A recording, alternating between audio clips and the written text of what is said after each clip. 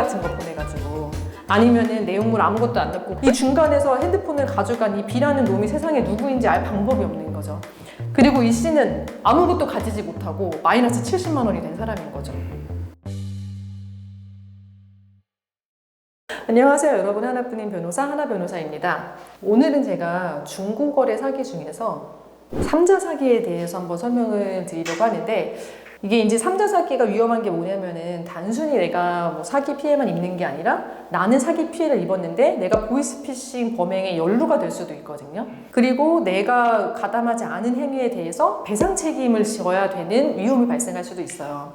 그래서 이 3자 사기가 보통 어떻게 발생을 하느냐, 이게 당사자 간에만 발생하는 단순히 돈 받고 물건 안 주는 이런 사기가 아니라 중간에 돈을 주는 사람이라든지 입금을 받는 사람이라든지가 다르고 물건 지급하는 사람이 다른 제3자가 이제 거래관계에 껴있는 그런 이제 중고거래인 건데, 설명을 드리면은 어떤 사람이, 이 사람이 이제 A라는 사람이 스마트폰을 팔기로 한 거예요. 그래서 이 사람이 중고 사이트에 이제 이거 팝니다, 이거 뭐 70만 원에 팝니다 하고 글을 올렸어요. 그랬더니 이 B라는 사람이, 이 사람이 이제 범행이었던 거죠.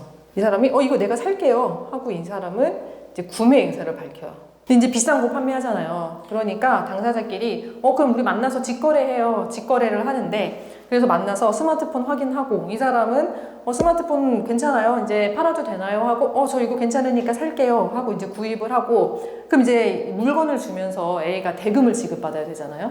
근데 대금을 지급받을 때 중고거래에서는 많이들 사용하시는 방법이 계좌이체잖아요. 왜냐면 현금으로 주는 경우에는 기록이 안 남으니까 돈을 줬는데 이 사람이 돈 안 받았다고 할 수도 있고, 그래서 일반적으로 계좌이체를 많이 하는데 계좌이체를 했어요. 그런데 이 사람 명의의 이제 계좌가 이체됐는데, 여기에 이체를 한 거는 알고 보니 다른 C였던 거예요. 이 사람이 이제 속은 사람인 거죠.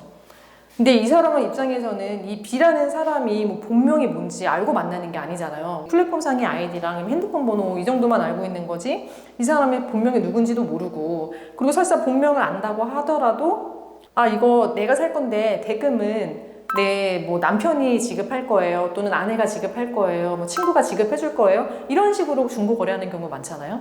근데 이 사람이 이 돈을 받고 났는데 이틀 후에 이 일이 지나서 계좌가 정지된 거예요. 보이스피싱 신고를 당해서 계좌가 정지됐다는 연락을 받고 조사를 받으러 와야 된다라는 이제 연락을 받게 된 거죠. 그러면 이게 어떻게 된 거냐? 이 B라는 사람이 이 C라는 사람한테 내가 어떠한 물건을 또 판매할 것처럼 거짓말을 하는 거예요. B라는 사람이 같은 스마트폰일 수도 있고요, 아예 다른 물건일 수도 있어요.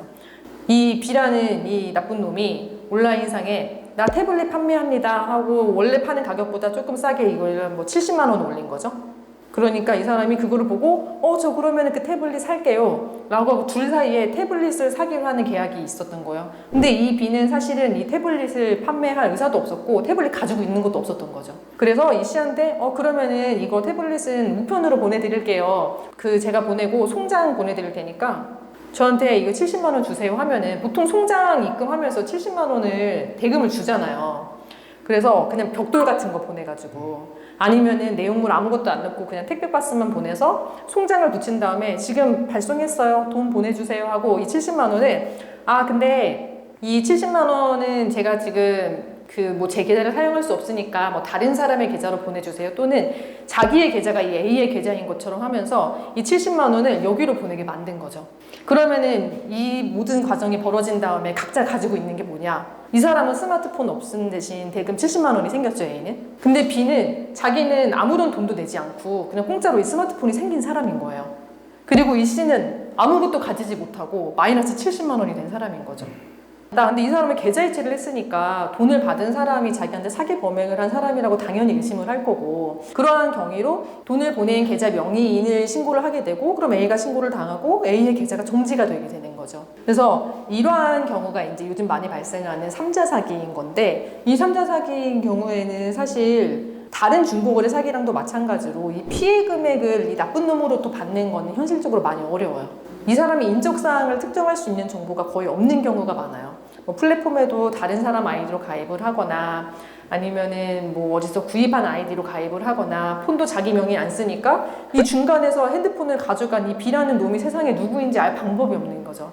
그래서 뭐 CCTV 같은 걸로 특정을 할 수 있으면은 A랑 B랑 만난 장소에서 동선을 따라가서 B를 찾는 경우도 있기는 한데 그게 쉽지는 않고 이 B를 찾는다고 하더라도 폰 다른 데다 빼돌리거나 뭐 업체에 팔아버리거나 하면은 돈을 받을 수가 없는 거예요.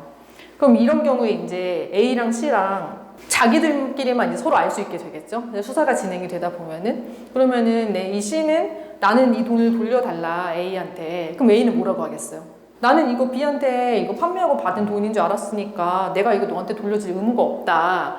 약간 이런 식으로 둘 간에 이제 당사자 간의 싸움이 있고 이런 경우에 그냥 조정으로 해결하는 경우가 많기는 한데 이거를 정말 이게 막 금액이 큰 거여서 막 극단적으로 소송을 해야 된다. 그러면은 이제 C는 A한테 부당이득 반환 청구권을 가지고 A는 B한테 부당이득 반환 청구권을 가지는데 집행이 어려울 것이고 서로 간에 그냥 이거를 분담하게 되고 막 이런 식으로 진행이 되는 거예요.